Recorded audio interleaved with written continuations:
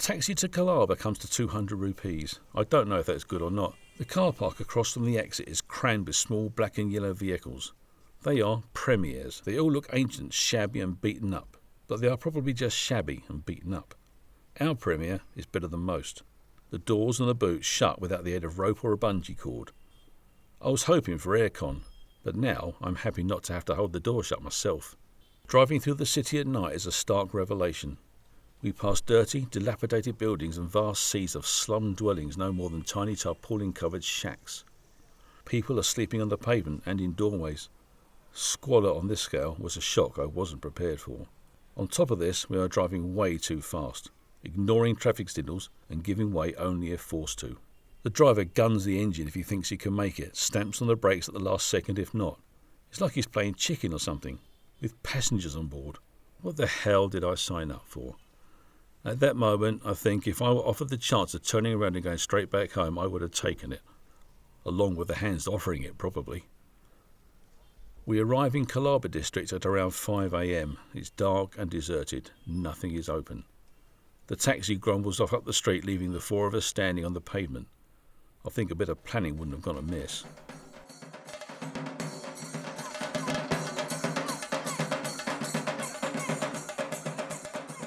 It Ain't Half Hot Mumbai by Phil Wingfield. My first trip to India was on a whim.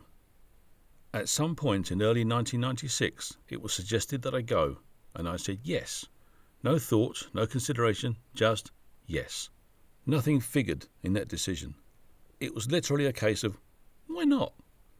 Which is more the response to, let's go for an Indian than let's go to India. At that time, I could not possibly have imagined what that snap decision would mean for me and the impact it would have on my life. It was a bit of a shaky start though, I can tell you. And I'm going to. Mumbai, 31st of August 1996. We exit the balanced climate of the aircraft into the giant sauna that is Mumbai. The heat and humidity are a shock. It's almost 2 a.m. and a balmy 80 degrees. Or is that balmy? As well as the heat, Mumbai has a peculiar musk. It's not a particularly bad smell, but nor is it pleasant. However, we are soon in the airport's air-conditioned confines, and it's all back to normal, well, for the time being. The route to passport control is a tortuous traipse through interminable corridors, via staircases that should have been escalators, but were turned off or broken. The melee that is passport control is a world away from anything I've experienced previously. There are several queues of passengers lining up before a row of simple wooden desks. Painted on a glass partition behind the desks are the classes of passengers served. 6 of the desks are for Indians and 1 for foreigners. Despite this, the queues comprise, cheek by jowl, both Indians and foreigners. The clerks at the desks are painfully methodical, and processing takes an age. You can smell the impatience. Or at least I think it's impatience. We join the foreigners' queue like good, foreigners. However, it's going nowhere fast, so we fragment into different lines. But just as it is when you change lanes in a traffic jam, our former line surges forward. In the queue next to ours are a couple of guys from Portsmouth. We chatted briefly back in Heathrow, and here we are again. A chance meeting that was to have much wider implications than I could ever have imagined. Between the front of the queues and the passport control desks there is a buffer zone demarcated by a single yellow line, which you must not cross until told to do so. The control aspect of passport control is a lone man prowling the zone like a beast with his trusted lathi in hand. The lathi, spelled L-A-T-H-I, is a metre-long metal-tipped bamboo cane about 3/4 of an inch thick and is the preferred charmer of the various Indian enforcement agencies such as the police, the army and airport security, to name but a few. Every now and again we would hear a shout followed by the sharp sound of metal hitting stone, signifying that someone, somewhere, had put a toe over that line. When it comes to my turn, the official beckons me forward, but I still glance at Lathi Man to make sure I have his approval too. We head to baggage reclaim with the Portsmouth lads. By the time we get there, most of the bags and passengers have gone. The place is all but deserted. A solitary conveyor twists and turns along its course, a giant arthritic mechanical serpent emitting a tortured groaning that reverberates around the cavernous reclaim hall. Our packs are the only ones left and spaced widely about the conveyor. The labouring belt delivers them up at a leisurely pace. As my partner's rucksack approaches, we can see it is open, and on closer inspection, she discovers that her makeup bag is missing. There was a reporting process for such things, but it soon became clear that in the middle of the night, no one cared. We need to get into the city, but no one is going anywhere without cash. The rupee is a closed currency, so you can't get it in advance from the Bureau de Change. As a result, no matter what the hour, the exchange booths at international airports are always open. There are a fair few of them, but only 2 are open for business, and it looks like all the people on our flight, and maybe a few others, have bottlenecked here. With nothing to distinguish one booth from the other, we join the shorter queue. Not that there's a great deal of difference. The difference only becomes apparent when we reach the booth and are told it's the wrong one. Why? They didn't say. But they sent us to the back of the other long queue for a seemingly identical booth. On top of this, it is the era of the traveller's check. Obtaining our rupees is a hellish process of form filling and document checking. Passport, tickets, visas, blood and urine samples, it's a chore. But then everything's been a chore, and it wasn't about to change either. The next, but hopefully final hurdle, is to book a cab. There is a bus service, but we are far too early for it, and quite frankly, we have had our fill of this bloody airport. The taxi booths are next to the exits, and it's another melee. Everyone is keen that we use their particular service and create a clamour to get our attention. Anyway, where are we going? Calabar, apparently, which to me sounds like a complaint. Oh, got a touch of the old Calabar. The guys from Portsmouth are heading to another part of the city, so they get their own cab. A taxi to Calabar comes to 200 rupees. I don't know if that's good or not, especially when, in reality, it's a small scrap of paper with a number scrawled on it that we hope will lead to a taxi for 200 rupees. And we won't find out if it does until we leave the airport. And having left the airport, there is no return. Is this one of those scams I've read so much about? I have zero confidence that this will work.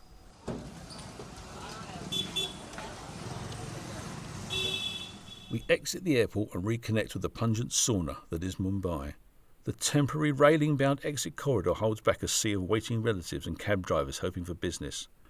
A man we saw in the taxi booth comes trotting up behind us and says he is our driver. So why the scrap of paper then? The car park across from the exit is crammed with small black and yellow vehicles. They are Premiers, a basic Indian-built car.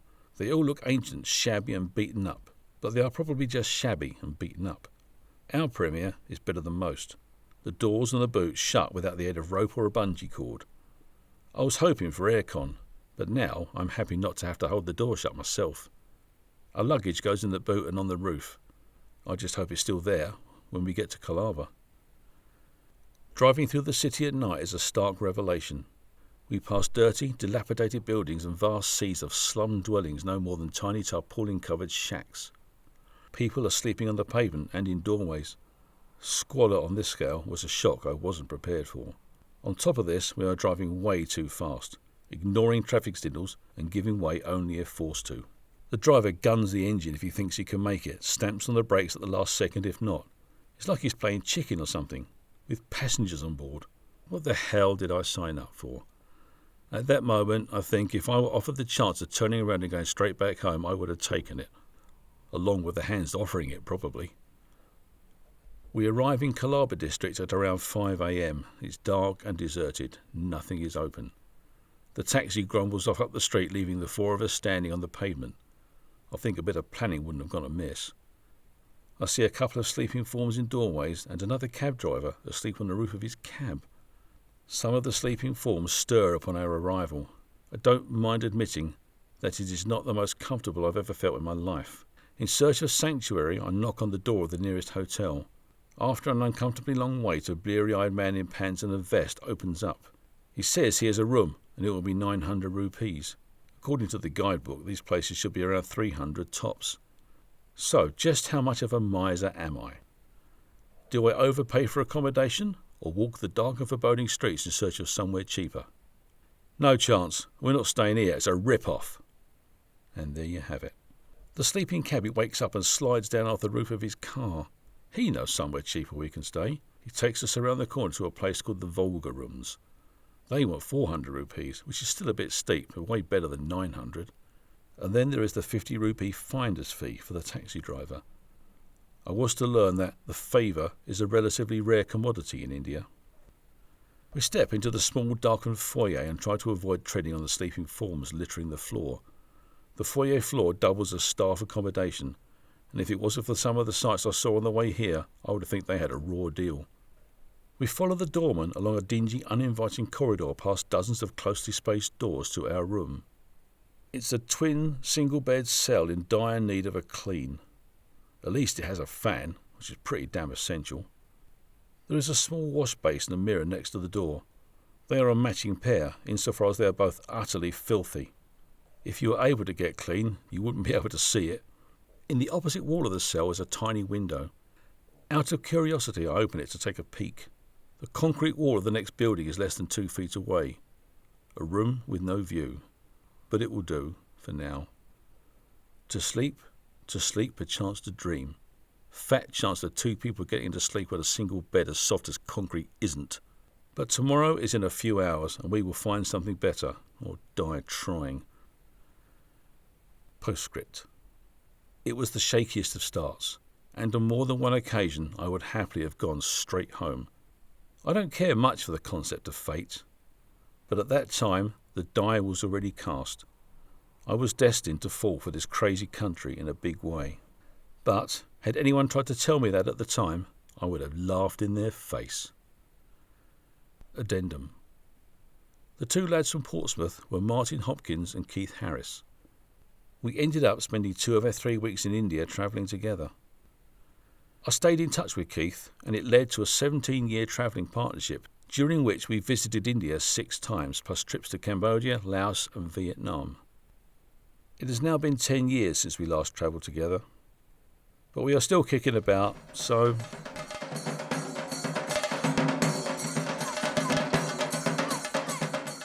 It Ain't Half Hot Mumbai. Written and recorded by Phil Wingfield.